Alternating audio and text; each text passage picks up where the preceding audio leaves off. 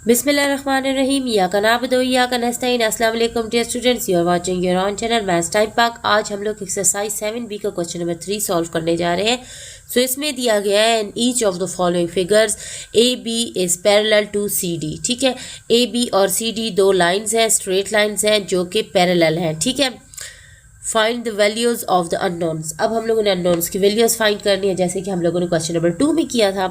सो यहाँ पर हम लोगों ने A और B की वैल्यू फाइंड करनी है। ठीक है डियर स्टूडेंट, अब इस फिगर में देखा जाए तो ये जो A है, ठीक है, और ये दोनों हमारे पास कोरिस्पॉन्डिंग एंगल्स आ रहे हैं, क्योंकि इनकी A की साइड पे जो है ना, दोनों की एंगल A की साइड पे बना हुआ है। ठीक है, और A की साइज़ के होंगे। अगर कोरिस्पॉन्डिंग एंगल्स होंगे तो वो सेम होंगे।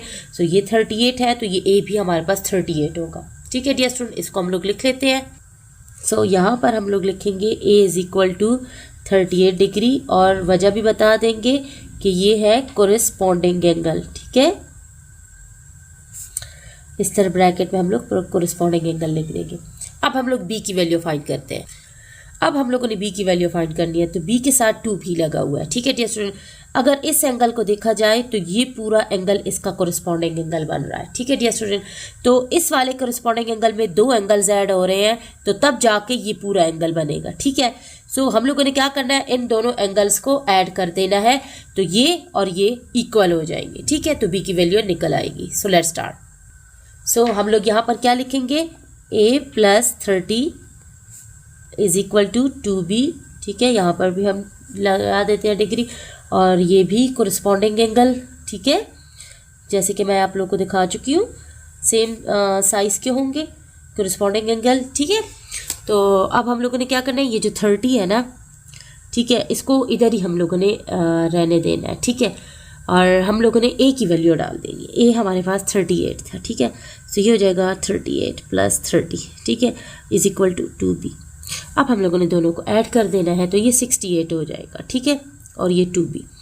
अब ये 2 जो कि B से मल्टीप्लाई हो रहा है, यहाँ आके डिवाइड हो जाएगा। ठीक है, B को हम इधर लिख देते हैं।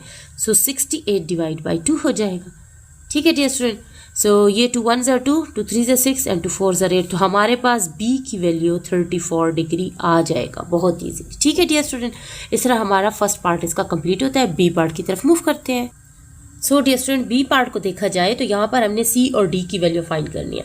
तो सबसे पहले C की वैल्यू फाइंड करते हैं। तो ये जो एंगल है ना, ठीक है, ये इस स्ट्रेट लाइन पे और ये वाला इस स्ट्रेट लाइन पे ट्रांसवर्सल के जो A की ट्रांसवर्सल लाइन के ऊपर जो 2 एंगल्स बन रहे हैं और सेम डायरेक्शन में भी हों, वो सेम होते हैं। सो यहाँ पर 7C को हम लोग 140 के इक्वल करेंगे, तो हमारे पास क्या आएगा, ये कोरिस्पॉन्डिंग एंगल्स हैं। ठीक है, सो दोनों इक्वल होंगे। सो हम लोग यहाँ से C की वैल्यू निकालते हैं। तो यहाँ पर सबसे पहले क्या लिखेंगे हम लोग, 7C इज इक्वल टू 140। ठीक है, और वजह भी लिख देंगे कि क्या है, ये कोरिस्पॉन्डिंग एंगल्स हैं ये। ठीक है, कोरिस्पॉन्डिंग एंगल्स। अब C इधर ही रहेगा और 7 इधर आके डिवाइड हो जाएगा। ठीक है, 140 के साथ डिवाइड हो जाएगा, क्योंकि यहाँ पर मल्टीप्लाई हो रहा है तो यहाँ आके डिवाइड हो जाएगा। सो 7 * 7 7 2 = 14, और ये 0 इधर। सो C की वैल्यू हमारे पास बहुत ईजीली आ गया है 20 डिग्री। ठीक है डियर स्टूडेंट, अब D की वैल्यू फाइंड करते हैं। नाउ डियर स्टूडेंट, 2D की वैल्यू हम लोगों ने D की वैल्यू फाइंड करनी है। ठीक है, सो यहाँ पर इस एंगल को देखें तो ये एंगल और ये एंगल इक्वल होंगे, क्योंकि ये अल्टरनेट एंगल बन रहे हैं। ठीक है, सो अल्टरनेट एंगल एक दूसरे के इक्वल होंगे, तो यहाँ पर 2D इज इक्वल टू 140 करेंगे तो D की वैल्यू आ जाएगी। Let's start. तो यहाँ पर हम लोग लिख देते हैं 2D इज इक्वल टू 140। ठीक है, और वजह भी लिख देंगे कि ये अल्टरनेट एंगल्स हैं। ठीक है, जो अपोजिट डायरेक्शन में होते हैं और सेम होते हैं। ठीक है, उनके जो है ना साइज, शेप, सब कुछ सेम होता है। ठीक है, लेकिन होते वो अपोजिट डायरेक्शन में है, तो वो अल्टरनेट एंगल्स होते हैं। ठीक है, सो ये अल्टरनेट एंगल्स का पेयर हो गया। अब ये 2 जो है ना D के साथ मल्टीप्लाई हो रहा है, तो यहाँ आके डिवाइड हो जाएगा, तो 140 / 2 हो जाएगा। 2 1s are 2 and 2 7s are 14, और ये वाला 0 भी लग जाएगा। ठीक है, तो ये हमारे पास D की वैल्यू बहुत ईजिली आ गया 70। ठीक है क्या, सो यहाँ पर B पार्ट भी हमारा कंप्लीट होता है। हम लोग C पार्ट की तरफ मूव करते हैं। So dear student, C part में देखा जाए तो E की वैल्यू फाइंड करनी है, और दोनों E ही हैं। लेकिन यहाँ पर देखा जाए तो ये भी यहाँ पर और ये दोनों क्या है, इंटीरियर एंगल्स हैं। ठीक है, इंटीरियर एंगल्स का पेयर है। सो जब 2 इंटीरियर एंगल्स को हम ऐड करते हैं तो उसका सम 180 डिग्री के इक्वल होता है। ठीक है, इस तरह हम लोग E की वैल्यू फाइंड कर लेंगे। So let's start. सो यहाँ पर हम लोग क्या लिखेंगे 7e प्लस 3e is equal to 180 degree. ठीक हो गया डियर स्टूडेंट। अब 7 और 3 हमारे पास हो जाएगा 10e। ठीक है, यहाँ पर डिग्रीज भी लगा दें तो ये 180 डिग्री के इक्वल हो जाएगा, क्योंकि दोनों जो इंटीरियर एंगल्स होते हैं उनका सम दोनों को ऐड करेंगे तो 180 के इक्वल होगा। सो ये 10 यहाँ पर आके डिवाइड हो जाएगा तो ई की वैल्यू हमारे पास आ जाएगी। ठीक है, 180 के नीचे डिवाइड हो जाएगा। अब ये 10 का 0 इससे कट जाएगा तो हमारे पास ई की वैल्यू ओनली 18 डिग्री आ जाएगा। बहुत इजीली हम लोगों ने ई की वैल्यू फाइंड कर लिया। ठीक है, सो ये छोटू मोटू सा हमारा पार्ट सी था। अब डी पार्ट की तरफ हम लोग मूव करते हैं। So dear student, D part में हम लोगों ने एफ की वैल्यू फाइंड करनी है। दोनों में हमारे पास एफ ही है, लेकिन देखें ये एंगल्स का कौन सा पेयर है, ये हमारे पास अल्टरनेट एंगल है। एक साइड पे है तो एक दूसरी साइड पे, अपोजिट साइड्स पे है तो ये अल्टरनेट एंगल हमारे पास बनेगा। ठीक है, सो ये दोनों इक्वल ही होंगे। सो इस तरह हम लोग एफ की वैल्यू फाइंड कर लेते हैं। सो डियर स्टूडेंट, यहाँ पर हम लोगों ने क्या लिखना है, यहाँ पर हम लोग लिखेंगे 2f प्लस 6 is equal to 3f minus 23 और वजह बताएंगे कि ये अल्टरनेट एंगल्स थे। ओके डियर स्टूडेंट, अब यहाँ पर हमारे लिए बहुत इजी हो चुका है। जो कि हमारे पास वेरिएबल्स जिनके साथ हैं उनको हम साथ में लिख लेंगे और जो नंबर्स हैं उनको साथ में लिख लेंगे। तो यहाँ पर ये देखा जाए तो ये पॉजिटिव है, अगर इसके साथ कोई साइन नहीं है तो ये यहाँ मूव करेगा, यहाँ इस साइड पर आकर मूव कर लेगा। ठीक है डियर स्टूडेंट, तो ये नेगेटिव हो जाएगा तो 2f माइनस 3f हो जाएगा। ठीक है, और ये 6 यहाँ पर पॉजिटिव था, ये पहले से माइनस 23 था और ये भी यहाँ पर आके माइनस 6 हो जाएगा, साइन चेंज हो जाएगा। अब 2f में से 3 जब जाएगा तो जब हमारे पास छोटे में से बड़ा जब जाता है तो हमारे पास ऑलरेडी माइनस का साइन आ जाता है, और 3 में से 2 जाएगा तो हमारे पास 1 ही रह जाएगा, तो मीन्स ये सिर्फ f रह जाएगा। ठीक है, 1 को हम लोग लिखते नहीं हैं। यहाँ पर इक्वल डालेंगे और माइनस माइनस जब 2 बार माइनस आता है तो हम उस नंबर को ऐड कर देते हैं, लेकिन साइन ग्रेटर का लगता है। सो 6 और 23 में से 23 ग्रेटर है, उसके साथ माइनस है तो हम माइनस लगाएंगे, लेकिन दोनों साइंस को ऐड कर देंगे। 23 और 6 को ऐड करेंगे तो हमारे पास 29 आ जाएगा। सो इस तरह दोनों साइड्स पे माइनस आ गया है तो ये माइनस आपस में कैंसिल हो जाएंगे। सो इस तरह हमारे पास f की वैल्यू 29 डिग्री बहुत इजीली आ चुकी है। ठीक है डियर स्टूडेंट, यहाँ पर हमारा ये क्वेश्चन नंबर 3 के 4 पार्ट्स कंप्लीट होते हैं।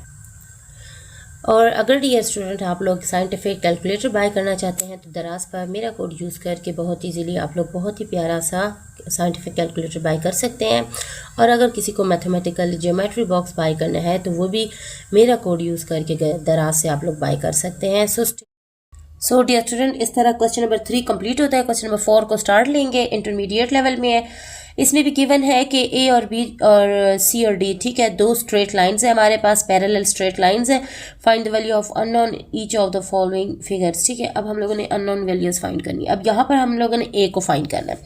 सो यहाँ पर इस फिगर को देखा जाए डियर स्टूडेंट तो हमारे पास ये जो ए है ना, अब ये एक स्ट्रेट लाइन ऐसे है और एक ये ऐसे है। ठीक है, लेकिन ये स्ट्रेट लाइन पे कोई भी एंगल नहीं बन रहा है, लेकिन हम लोगों ने तो स्ट्रेट लाइन के ऊपर ट्रांसवर्सल लाइन के एंगल्स के बारे में पढ़ा है। ठीक है, सो ये तो स्ट्रेट लाइन पे एंगल कोई भी नहीं बन रहा है, तो हमने क्या करना है, इसके दरमियान में हम लोगों ने एक स्ट्रेट लाइन ड्रॉ कर देनी है डॉटेड। ठीक है, मीन्स ये जो ए हमारे पास वैल्यू है ना, ये इसको हम लोगों ने स्प्लिट कर दिया है। ठीक है, अब जब ये 2 में स्प्लिट हो चुका है, ठीक है, अब इसका एक एंगल यहाँ बन रहा है तो एक एंगल यहाँ बन रहा है। ठीक है, अब इस एंगल को हम लोग x बोल देंगे और इस एंगल को हम लोग y बोल देंगे ताकि हम लोग a की वैल्यू को फाइंड कर सकें। ठीक है, अब दूसरी बात देखी जाए तो ये एंगल और ये एंगल, ये दोनों क्या है, ये हमारे पास इंटीरियर एंगल्स हैं। ठीक है, अब जो इंटीरियर एंगल्स होते हैं उन दोनों को हम लोग प्लस कर लेते हैं और 180 डिग्री के इक्वल होता है। ठीक है, जब उनका सम लिया जाता है तो इस तरह हम लोग x की वैल्यू निकाल लेते हैं। So let's start. सो ये हो जाएगा x plus 142 is equal to 180 degree, और ये क्या है, इंटीरियर एंगल्स हैं। ठीक है, इंटीरियर एंगल्स हम लोग लिख लेते हैं। अब ये x इधर ही रहेगा और 180 में से माइनस हो जाएगा 142, तो हमारे पास जो x है उसकी वैल्यू हमारे पास आ जाएगी 38 डिग्री। ठीक है, इसी तरह अब फिर से फिगर को देख लें। यहाँ देखें डियर स्टूडेंट, कि मैं आप लोगों के लिए थोड़ा करीब कर लेती हूँ। ठीक है डियर स्टूडेंट, अब फिगर क्लियर नजर आ रही है। अब ये दोनों इंटीरियर एंगल्स के हम लोगों ने वैल्यू फाइंड कर लिए। अब y और 114 ये दोनों भी इंटीरियर एंगल्स हैं। ठीक है डियर स्टूडेंट, सो हम लोगों ने क्या करना है, इन दोनों एंगल्स को भी ऐड करके 180 के इक्वल कर लेंगे, क्योंकि इंटीरियर एंगल्स का जो सम होता है ना वो सप्लीमेंट्री एंगल होते हैं, तो उनको ऐड किया जाता है और 180 के इक्वल होते हैं। सो यहाँ से y की वैल्यू फाइंड करेंगे। तो यहाँ पर हम लोग लिखेंगे y plus 114 degree is equal to 180 degree के इक्वल होगा, और ये भी हमारे पास इंटीरियर एंगल्स बने हैं। ठीक है, अब हम लोगों ने y की वैल्यू फाइंड करने के लिए 180 में से हम लोग 114 यहाँ आके सब्ट्रैक्ट हो जाएगा। ठीक है, तो y की वैल्यू हमारे पास आ जाएगी 66 डिग्री। ठीक हो गया। अब जो एंगल A है ना, एंगल A, ठीक है, जो हम लोगों ने फाइंड करना है वो हमने स्प्लिट किया था x और y में, तो उन दोनों को ऐड करेंगे तो एंगल A आ जाएगा। ठीक है, तो x हमारे पास क्या था, हमारे पास 38 डिग्री है और y हमारे पास 66 डिग्री है। ठीक है, ये मैं आप लोग के लिए ऐसे ब्लॉक से बना देती हूँ ताकि आप लोग को पता चल जाए। ठीक है, x हमारे पास 38 है और y 66, दोनों को ऐड कर देंगे तो हमारे पास 104 डिग्री A आ जाएगा। ठीक है, इस तरह A की वैल्यू हम लोगों ने फाइंड कर ली है। अब नेक्स्ट फिगर की तरफ मूव करते हैं। अब नेक्स्ट फिगर को देखें, इसको भी मैं आप लोग के लिए जूम कर लेती हूँ। सो डियर स्टूडेंट, यहाँ पर देखा जाए तो हम लोगों ने बी की वैल्यू फाइंड करनी है इस फिगर में। ठीक है, अब ये भी देखें, एक स्ट्रेट लाइन ये है और एक ये है। ठीक है, और ये कोई जो है ना ट्रांसवर्सल लाइन नहीं है, ये हमारे पास एक एंगल बीच में भी बना हुआ है। ठीक है, सो हम लोगों ने क्या करना है, इसको भी स्प्लिट कर देना है, एक स्ट्रेट लाइन इस एंगल के दरमियान में भी ड्रॉ कर देनी है। ठीक है, अब ये एंगल यहाँ पर x बोल देंगे। ठीक है, और ये जो नीचे एंगल बनेगा इसको हम लोग लेट कर लेते हैं y, क्योंकि हम लोग सपोज कर रहे हैं ना, जैसे हम लोगों ने A पार्ट में किया था। तो अब ये वाला एंगल और ये एंगल, ये दोनों आपस में क्या है, अल्टरनेट एंगल है।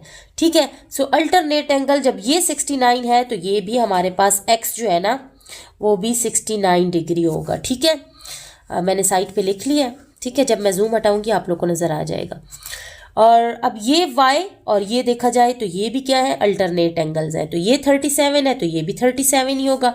सो y is equal to 37 degree. ठीक है, और आगे इनका यही आप लोगों ने लिख देना है ब्रैकेट में कि ये क्या है, अल्टरनेट एंगल्स हैं। ठीक है, ये बात आप लोगों ने लिख देनी है, तभी ये जाके इक्वल हो रहे हैं इस तरह। ठीक है डियर स्टूडेंट, अभी आप लोग को क्वेश्चन की समझ आ रही, तो यहाँ ठीक है डियर स्टूडेंट, इस तरह हमारे पास x और y आ गए। अब ये जो b है ना हमारे पास, ये b हमारे पास क्या है, ये x और y को दोनों को ऐड करेंगे। सो x हमारे पास 69 डिग्री है और y हमारे पास 37 डिग्री है।